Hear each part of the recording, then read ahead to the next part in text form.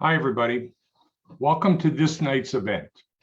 My name is Craig Norman, and we have a really exciting evening tonight discussing patient management and parent communication relative to myopia management and orthokeratology. I want to thank everybody, of course, as always, for attending. This event is sponsored by Euclid Systems Corporation, the manufacturer of Euclid Emerald and Euclid Max, both of those in spherical and toric lens designs. Just to make a disclaimer, both for myself and for tonight's guest, that the opinions are purely ours and are not necessarily those of Euclid System. So tonight we're super excited to have as our guest Dr. Kathryn Richdale.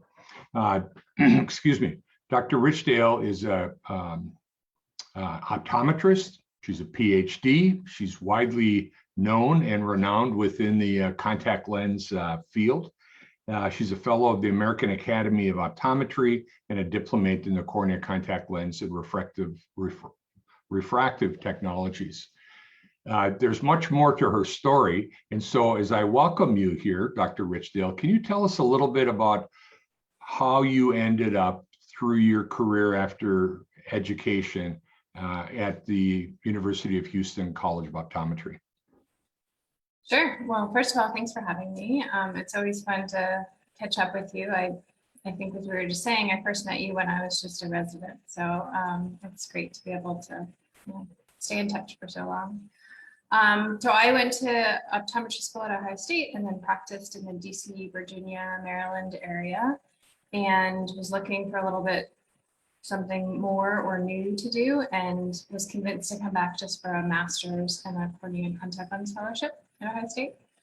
And that's where I kind of realized how much I like research, and specifically clinical research and trying to improve patient care. So I stayed on and did a PhD at Ohio State, and then went to SUNY where I was for 7 years, and I started their clinical research center in their which is now, I just learned, called their myopia management, because myopia control when I was there, and then joined at the University of Houston about 4 years ago.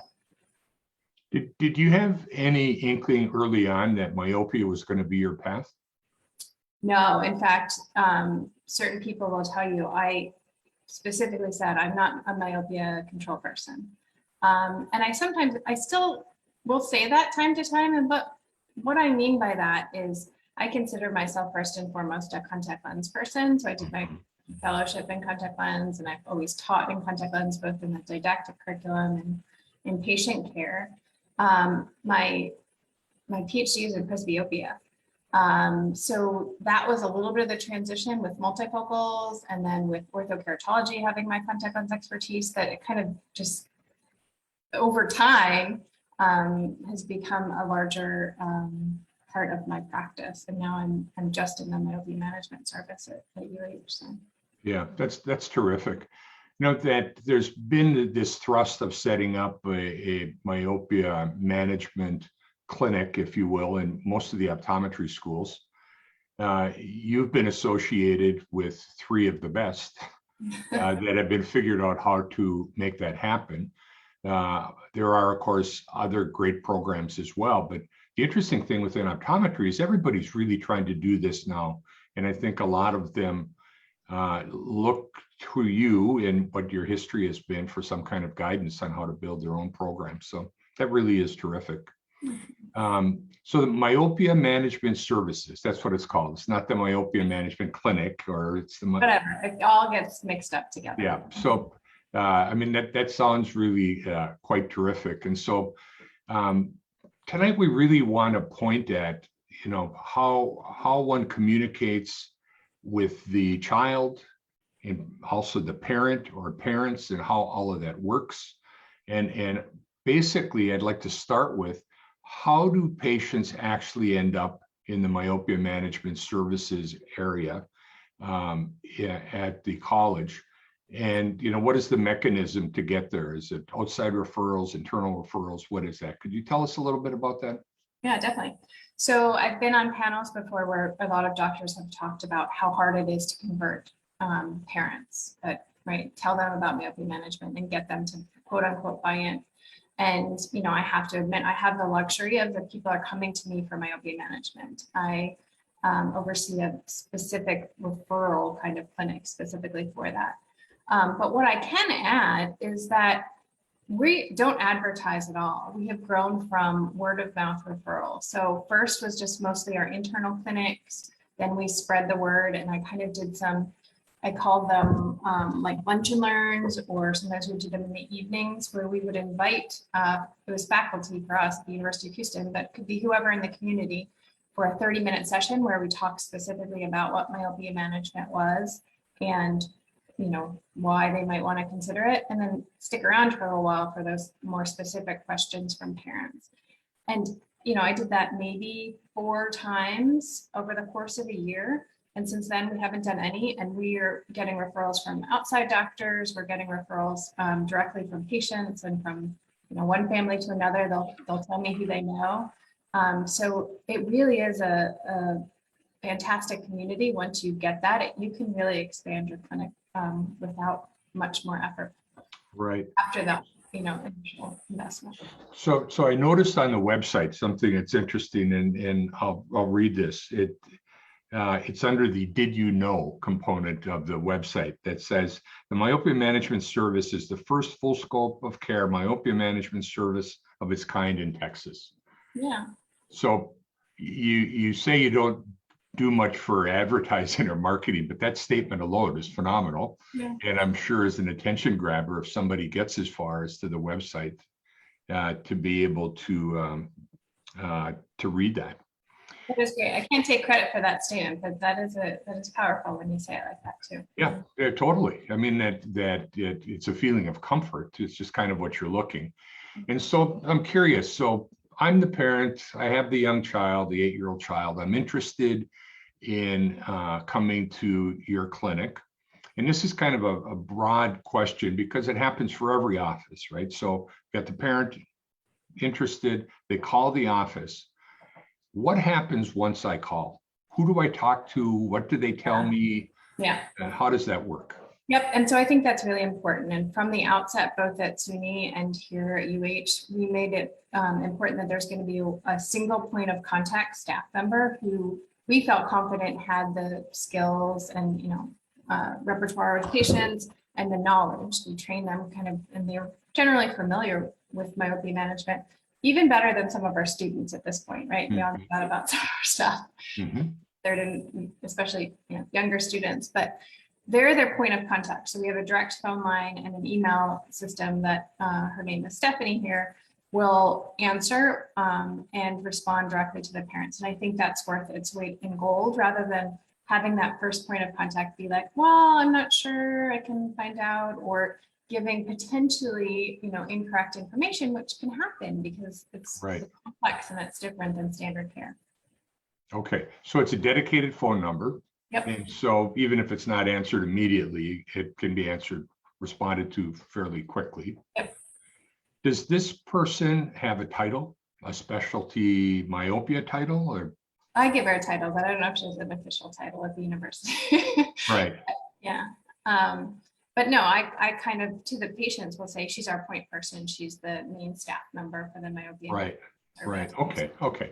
I guess I was searching for like myopia management counselor or ambassador. Yeah. Okay. And Treehouse Eyes and all those other great marketing people. I need somebody with a marketing degree to help us with that stuff. Yeah. Okay, but really that's quite cool, because I think, frankly, when you call any medical office for any reason, you talk to somebody about making appointments, you don't get much other information at all. And so I think it's important if there's some things that want to happen quite quickly from that. So I've decided to bring my child to you, and we've set up an appointment. Does anything happen between the time I've made that decision and I'm on the schedule and I come in for the first visit? Is there any special pre-appointment interaction or communication? We don't. It's a great suggestion, a great thought to be able to kind of preemptively maybe send some material for them to read. Everything we have could be sent electronically, but as you can imagine, we realize that academic institutions are staffing is kind of a rate limiting step for us to be able to do some of that. Sure. So the only thing I will add is that if there's a certain parent, and there always will be, that really wants more information before even committing to come in for, we do consultations first. Either Stephanie is very well versed and can handle probably 90% of it. But for that last little bit, if somebody really just wants to talk, right, she knows just to say, yes, Dr. Richdale, I'll call you back. And I'm happy to just talk. Okay, great. So besides Stephanie, as you say, then you yourself might make some kind of overture for a little bit of discussion. I do. And I really, because she's so well trained, I don't have to do it very often, but it's definitely an option. Yeah. Okay. So definitely in an academic center like you're in, it's a different world than a practice, let's say, I was in, right? And the reason is there's the students, there's the university hanging out here, there's all kinds of different things that make the practice different than a private clinical practice. Although there's a lot of similarities, of course, from a clinical side. I mean, it's mostly the same, but in the setting at the school, are the students acting like the technician to work the patient up at first, or do you use technicians to do that instead? Kind of. We have talked about training technicians to do topography, axial length, those kind of things. But right now, pretty much the student is the technician. They're collecting all the data, so to speak, and then I'm helping them interpret it and then, make decisions. I'm trying to guide them, and they're getting really great at that, becoming independent and making those decisions. But yes, first and foremost, they kind of serve as what most of the people on this call would think of as a technician. Right, of course. So because they're serving quasi technician, at this stage of their burgeoning career themselves, right? And in the learning, what happens in advance of that? Is there special, do you take them through the myopia management, the Richdale Bible and say, this is how we do things? And how does that work? A little bit. So we have a protocol that we make sure the students read and are familiar with before they start. We've got great faculty here. So a number of faculty have participated in putting together, videos on how to use instrumentation. We used to have more, but honestly, it's just such a quickly changing field that some of them are no longer, from one semester to another, they're outdated. So they get some of that information, and then we have kind of, standard preclinical rounds where we talk about who's coming in, and we make sure we know, what do we think we want to do with them? What are some obstacles we might be facing? Those kind of things. Okay. So, of course, what you said about how quickly things are changing is really right on the money. The number of professional articles that are being written right now, it's incredible compared to last year, which was incredible compared to the year before, and so on. And it is changing and difficult in many cases to be able to keep up with it. But I'd like to explore what you said. Obviously, tonight is sponsored by Euclid. It's solely an Ortho-K company, but widely aware of there's all these different options that there are available today. And so how does that communication go? Is that taking place with the students walking through the decision tree or whatever the internal protocol might be of what you're thinking, or does that wait until one of the doctors that is working with the student comes in after that? Sure. So first, I would want to clarify that our protocol is for what testing we do at what visits. We don't have kind of what you said, a decision tree, which I know some other groups use, specifically because we're an academic institution, and my goal is to get the students to make decisions on their own without relying on somebody else's decision tree that they may or may not understand why it is that way. So we also have consultations, and I've talked to a lot of people in private practice and not about pros and cons, but because we're a referral site, And a lot of these people, well, not a lot, but maybe 50-50 are coming from outside we don't have records on. We collect some initial information about their refractive error, binocular vision, health meds, to be able to have a discussion with them of what they might be a candidate for. So at that point, yes, usually I do the consultations first, but the students have gotten really good at it. And it really is a learned skill to be able to kind of have that elevator talk about, here, this is what myopia is, this is why it matters. This was the standard of care. This is why we don't do the standard of care anymore. And these are the treatment options that we can do in order to try to slow myopia progression in your child. These are all the options. These might be best because of what I've, seen about you or heard about you saying, and priorities and things like that. So for example, somebody who, we've got a lot of swimmers and people who want clear vision throughout the day, don't want to wear glasses, right? So based on what you said, orthokeratology might be the best option for you. Those kind of discussions are what we do in the consultation visit. Okay. Does the student at that point intimate kind of the path that is going to be led down, or does that wait to happen, once their proctor comes in or whoever's overseeing them? Yeah, at this point now, so we're halfway through this term. Usually by about that point, they've kind of heard one, done one with me listening, and now they're to the point where they can do it on their own. And there's definitely there's a spectrum of parents. Some parents just, you give your spiel and you say what you recommend and they're say okay and they're out the door. And others will come to you with printed out, papers that they've read and want to ask about nuances between, the high ad and the low ad, or this crossover clinical trial, right? So they're still, rightfully so, struggling a little bit sometimes with those parents because they have a lot of tough questions and that comes with time. But for the most part, they are fully independent and able to have those discussions, which is great to see. Okay.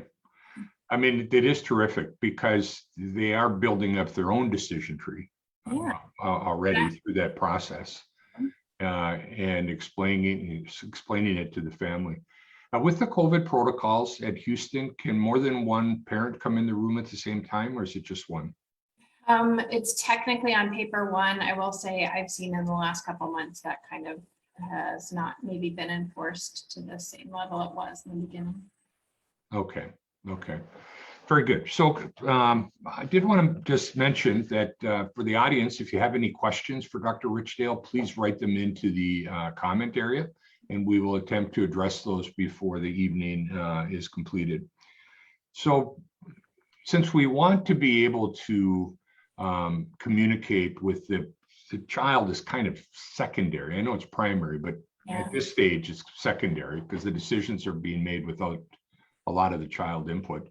And it's to that parent and then that parent's rest of the family. Is this when you would be handing out any written material that you have available and kind of explaining it so they can take it home and explain it as well? Yep. So I've always been a big proponent of written materials. We started them back when I was at SUNY, and I will say the one thing I learned though from that experience when I tried to write down everything is that it just needs to be pretty succinct, the main bullet points and maybe the differentials between the couple treatments. And we actually shared examples of what we use here at the University of Houston in the article, and open to feedback on them as we go because they're always kind of a work in progress. But having something for if there's only one parent there, or if we serve a very diverse population. So some people make, decisions as a whole family and then as a larger unit than just the parents. And so having something for the person who's there in front of you to take notes specific to their child and then take home with them to give some more information, I think is really important. Yep. As an academic institution, we also try to make sure that we're citing the literature and to show that this is evidence-based. Right. I think that's vital, that whether it's in an academic institution or not, it's the backup that really somebody can, most parents can read an abstract and kind of get an idea what it's saying for conclusions. So do you have those printed in multiple languages? So we just got approval from our dean to spend some more money and get them printed in now Mandarin, Vietnamese, and Spanish, Oh, which that's are the main great. populations we serve. Yeah, Houston's a really diverse population. We have a lot of students who speak these languages, which is wonderful, because I think that's how we give the best care, if you can speak directly to them and not need to involve a translator. Yeah. But then I think, takes it a step farther to have written materials in their native languages. Right, right. Especially if the child is, first generation US child, born in US and young, but the language situation is still there. That's terrific. And especially the 4 languages that you've chosen Yeah, it's fun. as well. Now, you did reference the handout stuff in the article. I just want to mention, I think the article you're talking about is a recent newsletter that you wrote for Contact Lens Spectrum. And it's under the newsletter column. If you search Contact Lens Spectrum, and you can go to visit and see Dr. Richdale's article. And there are some direct links within that article that will take you to examples of that handout material, which I think is really, that's a nice thank you to you and your team to be able to pass that around, because I think oftentimes offices need inspiration and then they can customize it for themselves, but they really need to do that. The article, by the way, is also linked in the description of the live stream on Facebook to make it even easier to be able to get there as well. So we've completed that. The parents are kind of interested, and then they said yes. And then what happens? Do you utilize a written agreement that spells out what's next, and then what's next, the next over the next year or two? So most of our parents will go ahead and book we call it a new exam, so kind of a baseline starter exam at that point. Some will want to go home and discuss it and come back.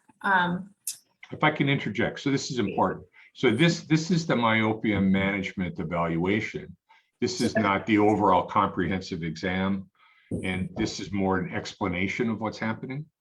Right. So our first consultation visit, we do charge a small fee for, and that's when we discuss generally what myopia management is and then what treatments are. If you're seeing a patient out of your private practice, you may or may not want to do that. You may want to do that consultation and kind of roll it in with their full exam and give them the written materials and then schedule perhaps, to begin treatment. But because we're getting people from a wide range of places, and we found that if you otherwise just book patients for it and you say, right, have set your staff member on the phone, tell them it's going to be $1,500 or $2,000 or whatever it is you're charging, they're going to have a ton of questions. Mm-hmm. And so, to a point, you can have your staff support you on that stuff, but to a point, it's better coming from the doctor talking about what the individual treatments are, what the whole treatment protocol would look like for a year, what it includes, why that child is a good candidate for, and answer those questions. So I think the chair time is worth it in establishing that relationship. Right. Yep. So if after that consultation, they're like, yep, sounds good, we want to pursue Ortho-K, or we think we want to pursue Ortho-K, but we're going to discuss a little bit more, maybe we want to do a soft contact lens, we'll call you.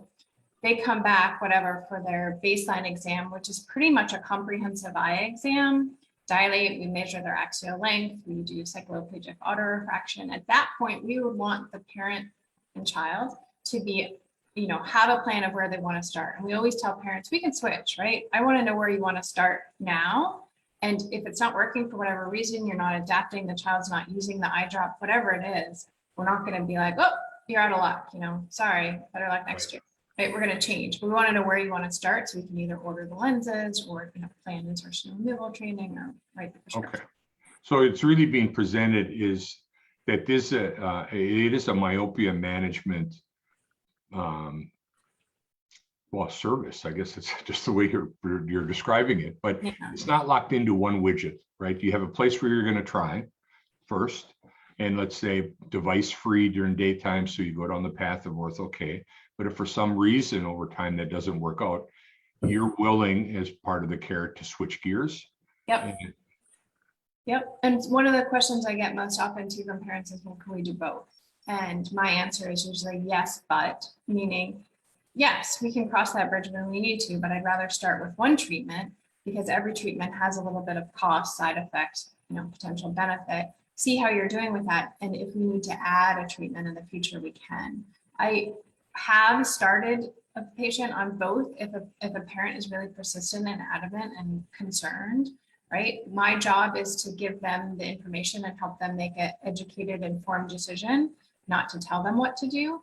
But for the most part, right, that's what's going on in the consultation visit, and then continuing throughout, their time with us, and whether they're with us for a year or 5 years. Sure. For the practices, whether it's academic or whether it's in private practice, myopia management is one of the bigger financial ticket items that is being presented. I mean, I think, to my mind, other than looking at, specialty contact lenses of some, exotic scleral design or whatever, that might be. And so I think that there's hesitancy, and we actually have a question in the comments tonight about this, about how do you handle parent hesitancy about the price? And I would like to follow that up, and you can continue it as you're answering. Is there a way that you have any tips to also provide the practitioner hesitancy of having that higher ticket item roll off the tip of their tongue? Yeah. So as far as the practitioner side goes, what I tell my students is, right, I don't ever feel like I'm trying to sell anybody anything. I'm giving them the information about these things, and I feel very confident in the fees we set are not exorbitant. They cover our chair time, they cover our expertise, and we include our materials and our solutions, which we don't make a lot more money on, but helps me be a better doctor to them by making sure that they're using the things that we want them to be using. Mm-hmm. So I think you just have to get comfortable with what your fees are, why they are what they are, and go from there. I think from the patient perspective, we serve a very wide range of patients, from very, high socioeconomic to very low. And I struggle with that. And I've asked a lot of companies and people and grants for funding to provide for these patients who cannot afford myopia management, but whose kids are excellent candidates for it. We've been fortunate to get some from Delta Gamma Foundation, and we've used some companies like Adopt a Patient programs or other support where you can get lenses at no cost. And as an academic institution, we can do that. So I would say maybe to the people, if you're near an academic institution, ask if you could be at least referring patients there for that. Or, develop your own, I'll do 5 at this cost and give 1 for free. And then again, when you're talking about your costs to other parents, who can talk about this and why it's important to you, I think we really need to think about our own costs and why we're charging them, and who kind of gets in and who doesn't, because I about this. I totally agree. I think that the fee structure has to be based on something other than asking a colleague how much you charge. Yeah. And to really build those fees from the bottom up, because different parts of the country, downtown Houston versus some other community near Houston, very different. Socioeconomic, totally different. And so I think that that's really excellent advice at all. Do you offer payment programs like through one of the outside services? There's more than one that's available today that does those things. We do use one. It's not fabulous. You can apply for it, and if you have the credit, you can get it and make payments over 6 months, I think. Right. There's fees associated with it. We don't have a perfect system. I mean, the grants are the perfect system. They fill out an application and apply, and you do a sliding scale. But yeah, I think if you were in private practice, it would be a huge help to patients. They ask all the time if they could do, overtime, right? Some kind of payment over time. So, okay. So I just have a couple of other questions as we're nearing our time to wrap up here. And I'd just like to finish off the agreement part. So they do sign an agreement, right? I'm guessing that's the answer. And then I got it. Yep. Mm-hmm. So that at least there's some arrangement that both sides understand what's going to happen. Yep. So at that baseline visit where we decided, they come back and they're like, oh, we decided we're going to try orthokeratology. Whatever it is, we have a treatment agreement, and I shared that in the article as well. That really the goal of it is to say, there's one FDA approved treatment, even it is oftentimes used off label, meaning outside of this age range. And it means we don't have guarantees, right? I can let people read it, but I think it's good at this point to have this. I think in general, and I've heard some other people speak to this as well, this is a new and growing area, and it's a wonderful thing for optometry in the United States. And I think we need to be really careful and protect it, and not get a bad rap about doing things that aren't evidence-based or not educating patients about the benefits, or overselling what we're going to be able to do. For sure. Okay, so we've committed, my family's committed, that my son or daughter has been fit with Ortho-K lenses. Everything is progressing. I'm told to return in 3 months, as an example. It might be 6 months, whatever it is for you. Do you have any communication between that visit and that next visit with the child or their parent? Once they're fit, if it's contact lenses finalized, we've done their follow-up for their atropine, and make sure that they're doing okay, aren't having symptoms, right? Whatever. And usually that does happen in the first, 1 to 3 months. We don't see them again till 6, and then again at 6 months. And we don't necessarily reach out to them. I will say these parents who are doing this and paying this money, they will check in with you if they have a problem, if they have a question. And so that's, again, we're having either that dedicated email and phone number, I think is good, because then they feel they can get directly to you, and we can respond pretty quickly and directly to them. So I think if you are doing this kind of more concierge type service, you need to be accessible to the parent. Yeah, I do agree that you end up building a really close relationship with the parents. That's great. And so they feel freely about calling the office to be able to communicate that. Yeah. So Dr. Richdale, before we finish, is there anything that I should have asked you that I didn't? Is there any other little tip that you could provide relative to communicating with the child, with the parent, that you think is something we didn't touch on this evening? Maybe just to kind of round things out, I mean, I think we talked about a lot of the important things, is kind of that, and the students struggle with this a little bit at the end, is like at those follow-up visits at 6 months or a year, I think you need to be conscientious to take some time to explain what you did and what your decision point is from there and where they're going. So whether you use, growth curves for standard that are expected for their, age and race, or you talk about their progression from, before they started treatment, or you have an average in your office of people, whatever it is, we specifically have a report we go over with the parents about what is their axial length change and what is their cycloplegic autorefraction change. Again, so that they understand if it's working as we expected, if we want to modify treatment, if we're going to just, continue as we're doing. So I guess that would be my last tip, is to don't stop communicating once you've got them, but to keep that communication about what it is, what we're looking at, and why it matters. I think. Right. I think that's critical. And I think with time, the parents, they're expecting to be able to see the pictures that talk in terms of where they are in this growth pattern, what exactly is happening, are the expectations what they should be. So that's terrific. If you do have a moment, there's just one other question. It's a little bit off topic, but I'd like to mention it. And it's, are there any common complications related to myopia management that the fitter should be aware of? So in general, I think we've seen enough data that contact lenses are very safe and effective, especially in kids, the age range that we're starting them in, 8 to 12. But you can always, and I have seen a contact lens peripheral ulcer. I have seen some pretty good abrasions. I've seen a lot of conjunctivitis, allergic and bacterial. Kids in the South have a lot of allergies, and then you put them in a drop with preservatives. right? So you have to, again, I think that starts with, so I'm going to bring it back. It does all tie again.